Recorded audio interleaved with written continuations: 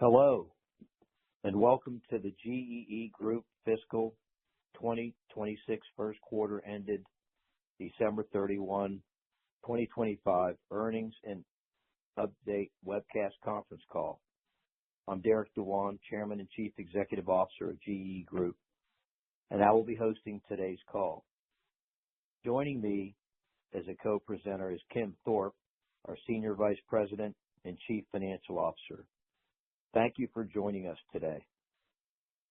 It is our pleasure to share with you GEE Group's results for the fiscal 2026 first quarter ended December 31st, 2025, and provide you with our outlook for the fiscal 2026 full year and the foreseeable future.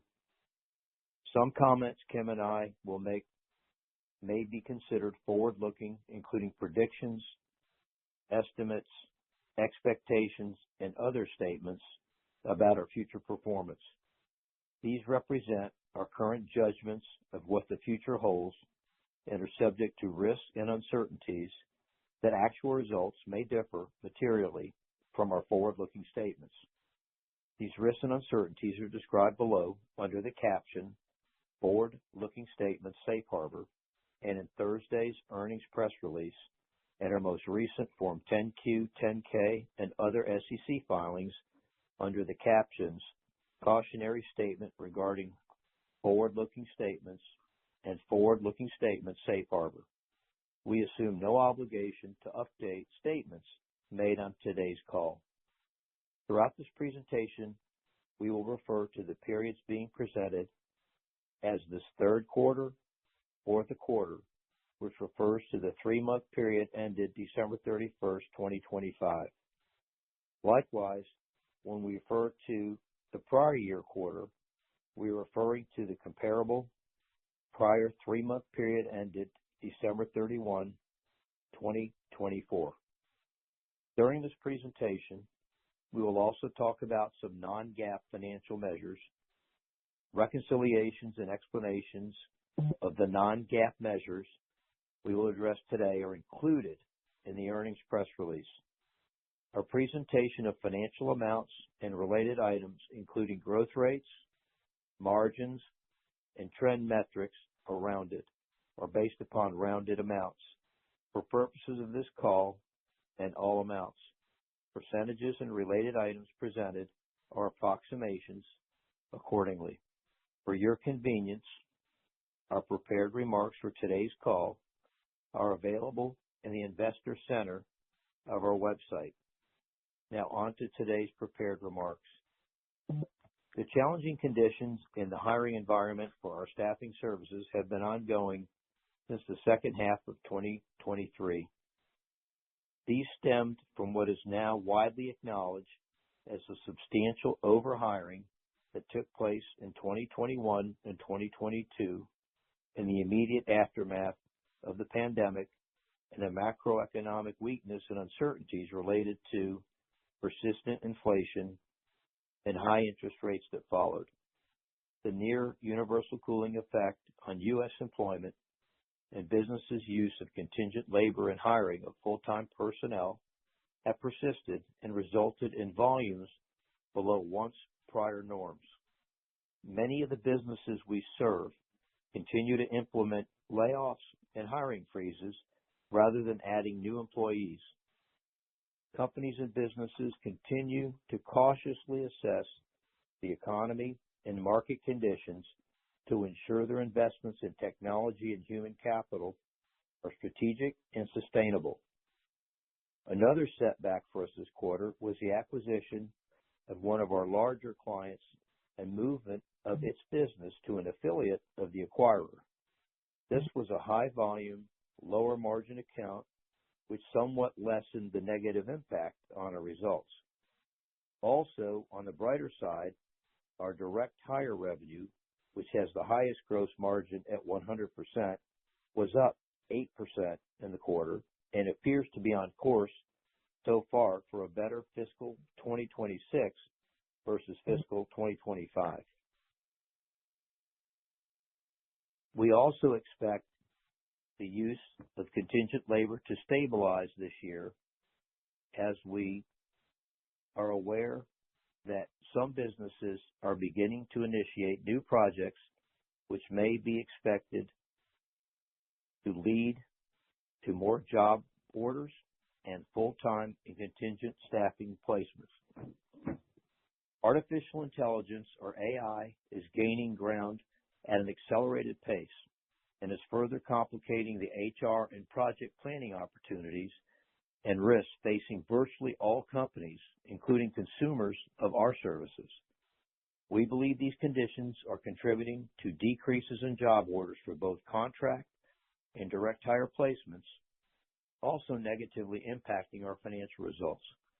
Conversely, we are implementing and incorporating AI into our own business and strategic plans in order to digitize, streamline, enhance, and accelerate our recruiting and sales processes.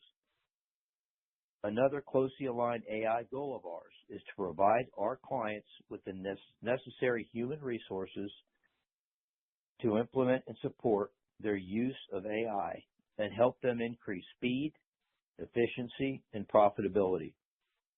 These initiatives are a high priority for us, and our goal is to begin seeing returns later this year. Our contract staffing and direct hire placement services are currently provided under our professional segment. The operations and substantially all the assets of our former industrial segment were sold during fiscal 2025 and have been reclassified as discontinued operations and excluded from the results of continuing operations we're presenting today unless otherwise stated. Our consolidated revenues were $20.5 million for the quarter. Gross profit and gross margin were $7.4 million and 36.1% respectively for the quarter. Consolidated non-GAAP adjusted EBITDA was negative $97,000 for the quarter. We reported a net loss from continuing operations of $150,000 or 0 cents per diluted share for the quarter.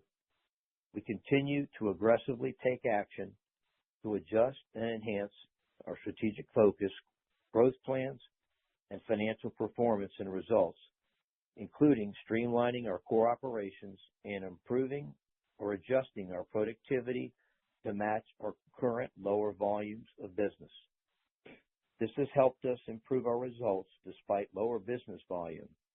We took measures to reduce our SG&A during the second half of 2025 by an estimated amount of $3.8 million, which helped us achieve the $736,000 reduction in SG&A in the fiscal 2026 first quarter versus the prior year first quarter.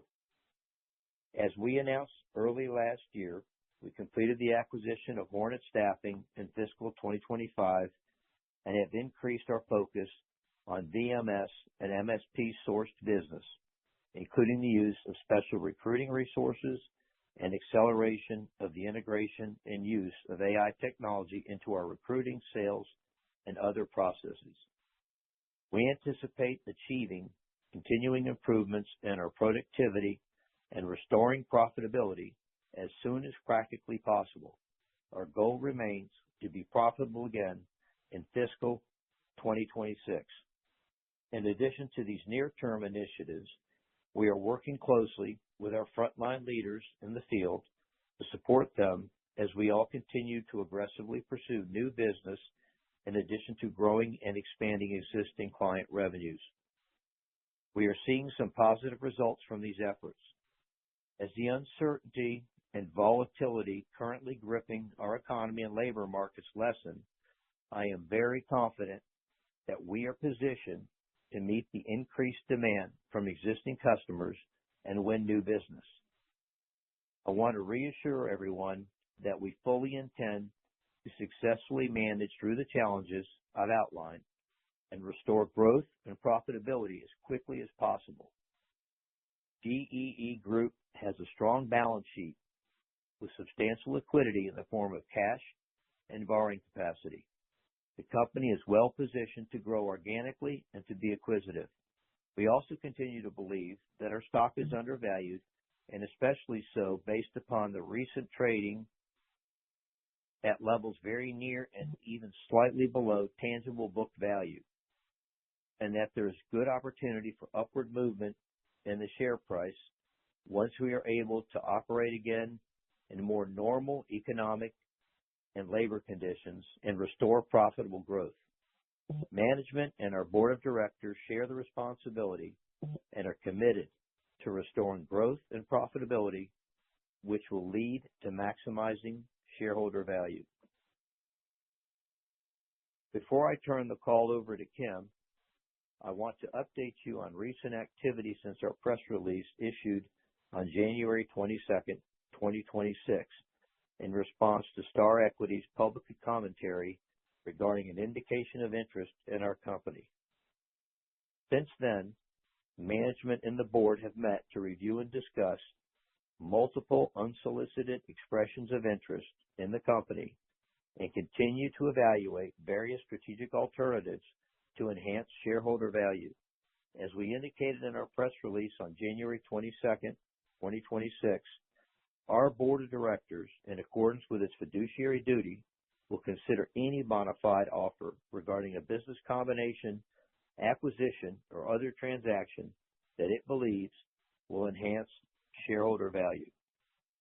Once again, I wish to thank our wonderful, dedicated employees and associates. They work extremely hard every day to ensure that our clients get the very best service and are the most important ingredient for our company's future success. At this time, I'll turn the call over to our Senior Vice President and Chief Financial Officer, Kim Thorpe, who will further elaborate on our fiscal 2026 first quarter results. Kim? Thank you, Derek, and good morning. Consolidated revenues from continuing operations for the quarter were $20.5 million, down $3.5 million or 15% from the prior year quarter.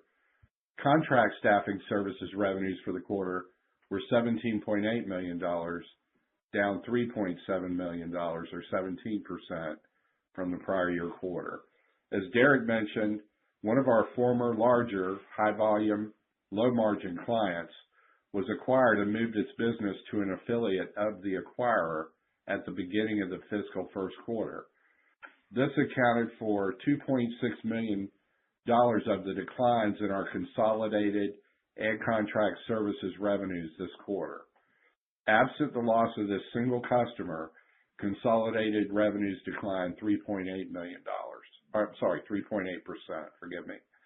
On the brighter side, direct hire revenues for the quarter were $2.7 million, up $200,000 or 8% from the prior year quarter.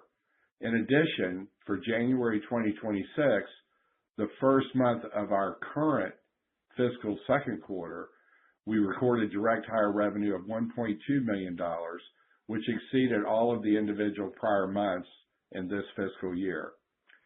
Gross profits and gross margins for the quarter were $7.4 million, or 36.1%, respectively, compared to $7.9 million and 33% from the prior year quarter. The improvement in our gross margin is mainly attributable to the increase in direct hire placement revenues, which have 100% gross margin, as well as a higher mix of direct hire placement revenue relative to total revenue. Also contributing to a lesser extent is an increase in prices and spreads on some of our professional contract services businesses.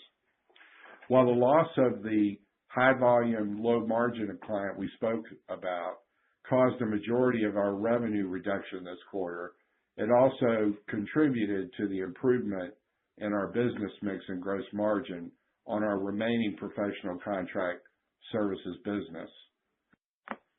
Selling, general, and administrative expenses for the quarter were $7.7 million, down $700,000 or 9% from the prior year quarter.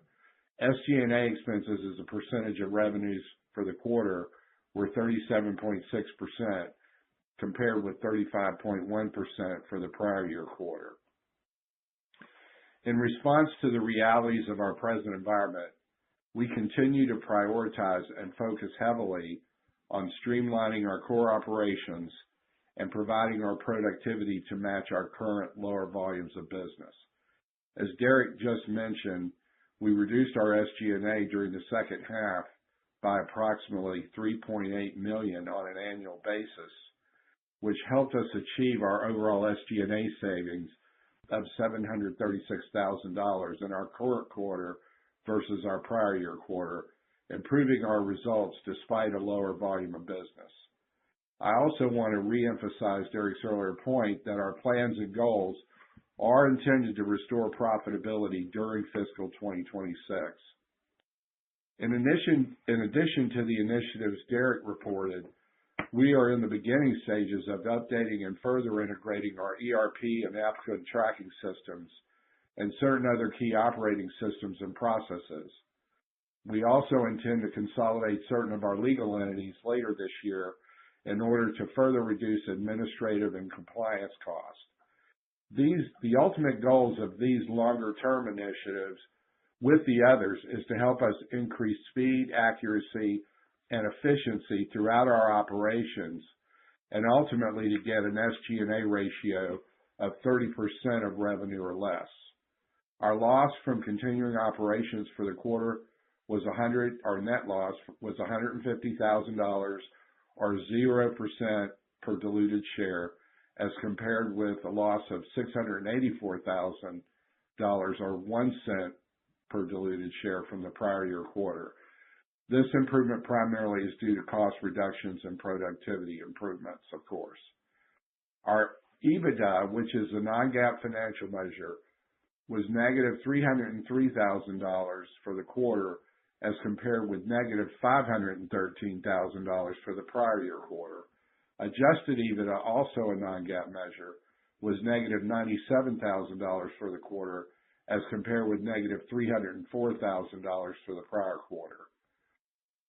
As of December 31, 2025, our current or working capital ratio was 5.3 to 1. Our liquidity position remained very strong with $20.1 million in cash, an undrawn ABL credit facility with availability of $4.2 million, net working capital of $23.9 million, and no outstanding debt. Our net book value per share and net tangible book value per share were 45 cents and 22 cents, respectively, as of December 31, 2025. To conclude, while we're disappointed with our results and remain cautious in our near-term outlook, we remain resolved to restore profitability and are preparing for the longer term, including making modernization improvements and enhancements, such as updating our core financial and operating systems and the integration of AI across all of our businesses. Having completed our acquisition of Hornet Staffing in fiscal 2025, we also intend to continue to pursue other acquisitions, albeit in a very disciplined, prudent manner, with particular emphasis on businesses focused on AI consulting, cybersecurity, and other IT consulting. Before I turn it back over to Derek, please note that reconciliations of G Group's non-GAAP financial measures discussed today with their GAAP counterparts can be found in the supplemental schedules included in our earnings press release. Now I'll turn the call back over to Derek. Thank you, Kim. Despite the macroeconomic headwinds and staffing industry challenges impacting the demand for our services, we are aggressively managing and preparing our business to mitigate losses, restore profitability, and be prepared for an anticipated recovery. What we hope you take away from our earnings press release and our remarks today from our strategic announcements is that we are moving aggressively not only to prepare for a more conducive and growth-oriented labor market, but also to restore growth by continuing with the execution on both organic and M&A growth plans and initiatives. We will continue to work hard for the benefit of our shareholders, including consistently evaluating strategic uses of GEE Group's capital to maximize shareholder returns. We are very pleased with our 2025 acquisition of Hornet Staffing and the value and opportunities it brings, and have identified other acquisition opportunities that we believe can offer additional growth and profitability platforms for us. Before we pause to take your questions, I want to again say a special thank you to all our wonderful people for their professionalism, hard work, and dedication.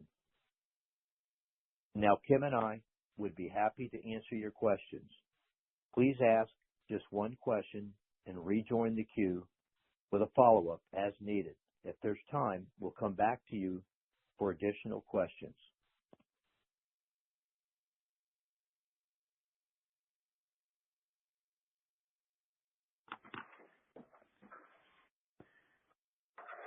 We have a few questions coming in. We'll take them in the order that they come. If you'll bear with us for a moment.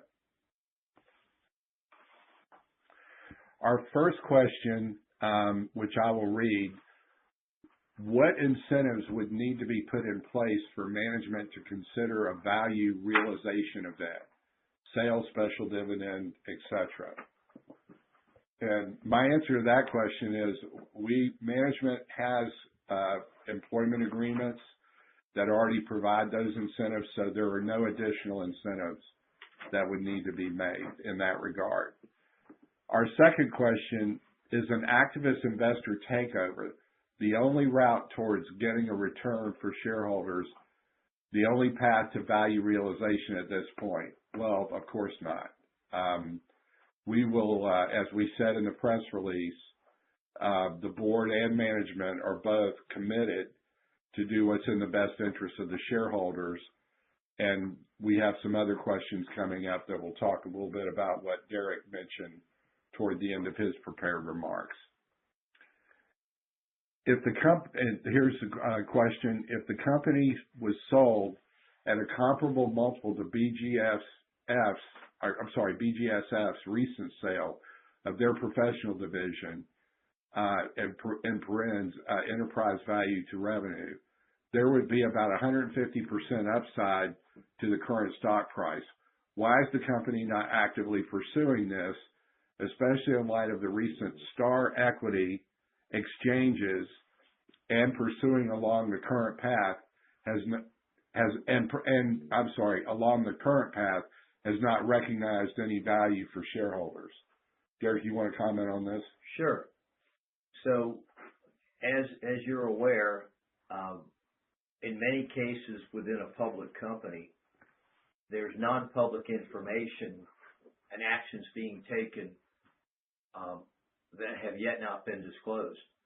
So, as we stated in our press release,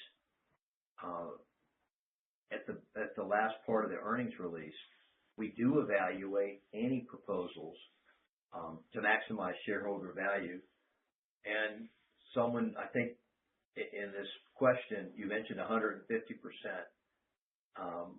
increase versus the current stock price. I would say that that's extremely low, and that would be not what we believe is fair value for our shares. And if there is an offer, we anticipate it'll be much better than that. Okay. The next question is for someone that's concerned about the lower value of the stock having been in place for some time. When is it time for dramatic and intentional changes to be made to correct that? We agree with that. We're working on a number of new things. So that's the answer to that question. And then the next question: can you provide more color on what multiple offers you mentioned included? We can't at this time, but they are being evaluated, and we will respond appropriately. And also keep in mind that that's just one facet of maximizing shareholder value. We are also internally focused on, as Kim said earlier, cost reduction, profitability improvement. Case in point, our direct hire business increased 8%, which in the industry, if you look at the peer group, is very good. That's 100% gross margin business. And our January month was also higher than the prior 3 months in the first quarter. So organically and internally, we're improving. As you can see, the EBITDA improved and net income improved, and we anticipate, as we go further into the fiscal year, more improvement. I believe that's it. Those are all the questions. Thank you very much for joining us today. That concludes our call.